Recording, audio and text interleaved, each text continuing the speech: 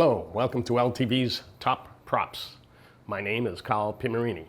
Today we're going to take a trip to Lynn, Massachusetts, where we're going to meet John Antonellis, who has created a full-scale replica of the Lost in Space Chariot. Let's take a look.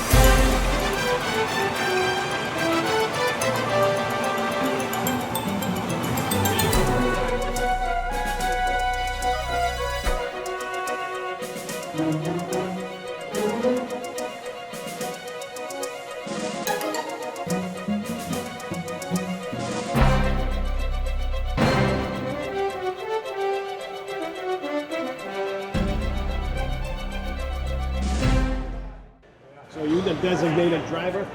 Yes, I am the designated driver. Took the responsibility, right? Yeah. Good. I mean, it's a 1965 Theocall Snowcat. It's got a 6-cylinder, Ford engine in it.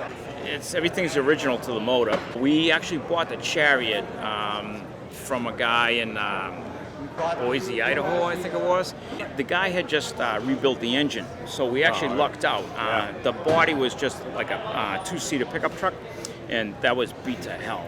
But we didn't care about the body because we just took it off and threw it away anyway. It just has a regular 4-speed transmission. And you steer it just with like a skid steer with the brakes. Right. And that's it. Sitting here with John Antonellis. We're sitting, by the way, in the replica, full-scale replica of the Lost in Space Chariot. Let's start from the beginning. Sure. Obviously, you were a fan as a kid growing up. Huge fan. Huge fan, okay. And loved Lost in Space, watched it every week. Wanted to be on the Jupiter 2. Wanted to be Will Robinson, and Okay. who didn't, right? Okay. So we fast forward 30 years. 30, 50, yeah. I wanted to be nice. Thank you. Okay, so you own an elevator. Yeah, we design and build custom elevator cabs for the New England market. We have 35,000 square feet of manufacturing, welding stations, metal, paint, electrical, everything. So To complete this plug, where are you located? we're located in Lynn, Massachusetts. It's called Elevator Interior Design. Very good. And I'm sure every hotel or place we go in Boston, there's The whole Boston skyline, we've been doing it for 30 years. So Nice. you've been in our elevators. Now, is it a family-owned company? No, started it again 30 years ago. Yeah. Very nice. Yeah, thank you. So you were ready-made. You had the tools and everything in place to fulfill a dream. That's correct. What gave you the idea of rebuilding the Chariot? It was January 2015, just after New Year's, and I was looking out over my shop, second floor. Lights were dim. I was looking out at all the stations, and a little melancholy, thinking about how fast the year had gone, the previous year, New Year's, and I started thinking back about when I was a kid, and 50 years had passed, and it dawned on me that it was the 50th anniversary of the TV show Lost in Space, 1965 to 68. And I kind of leaned against the window and I said, we have some pretty good technicians here. And I bet that we could have built this like the 20th Century Fox prop department did back in 1965. We have all the capability of the metal shop, everything. And it dawned on me, that we may not see this vehicle. I've always watched out for it over the years, followed it, and it's after the show went back to the ski mountain and was repurposed, and I believe it's in a private collection now. So it was 50 years, and I said I would have gone anywhere in the United States to see this vehicle. It's like a touchstone, And I said, I bet you we could have built it. And I said, let's go over. I went over to my computer and did a Craigslist search for a 1965 Snowcat, and one came up. Thiokol Snowcat, yeah. Okay. Sprite. Yeah. One came up, and I've looked since, and there hasn't been another one available. So we reached out to the owner, and he said it's still for sale. We purchased it, had it flatbedded up to Lynn, Massachusetts, and got here in the end of February. And that's when we had those two great snowstorms in February. Had no idea how to drive this, no idea what it was going to be like. We backed it off the flatbed and took off the snow. It was fantastic. So what I did once I found the Snowcat, I took a picture of the Chariot, brought it to everyone in my shop. Some people recognized it immediately, others just said, yeah, that's cool. And I said, I want to build this. And they're like, let's do it, because we build elevators regularly. So all of my crew came in on Saturdays and at night, many beers and pizzas later. 7 months later, we had it built. I followed your progress. Thank you. On your postings. And Yeah. it was great. It was fantastic. Great. You did a great job. What were some of the challenges? I know there are probably a billion of them. But, You after you decide to do something, and when you're done, if you were going to do it again, you probably wouldn't have done it. So the challenges really were, well, first of all, we had to use screen caps to figure out dimensions until Kevin Burns, Prometheus Production, who's the custodian of all Irwin Allen's properties, saw what we did. We reached out to him, said we want to build a Chariot.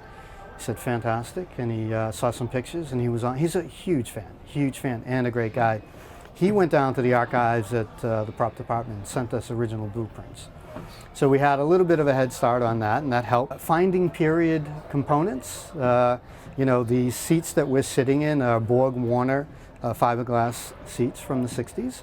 Obviously the story about the Burroughs computers that were all the blinky lights in the dashboard, Burroughs was pretty much out of date in the 60s, and prop departments used all the computer components. You see it in the Batcave, you see it in Austin Powers, all the computer backgrounds that they use for those scenes. And we were lucky enough to, this year, locate about 40 registers, Burroughs registers, which is very rare. So we're in the process of restoring them right now, so that the Chariot is as screen accurate as it was in 1965. So it's getting there. It's getting there. But just the search for the parts, I mean, where would you find some of these jams? Yeah, I was very lucky to have reached out to somebody online. His name was Chris Pappas. Yes. And Chris, all I knew of Chris was he knew a lot about the sci-fi, things that went on, Deep Space Nine, and obviously Lost in Space. He had a ton of blueprints as well. So I reached out to him via email, and I said, "Hey, Chris, I'm thinking about building a Chariot. You want to come on board?" And he said two things. Are you serious? And I said, yes. And he said, absolutely. I said, where do you live? He could have been anywhere in the country. He happens to live in the state. So very lucky to bring him on board. He came up. And I really didn't, I'm a builder. I like cars. I like motorcycles, boats. This obviously is a passion of mine. And I didn't realize until Chris came on board how exacting the sci-fi community the demands they would have on getting this as perfect and screen accurate as possible.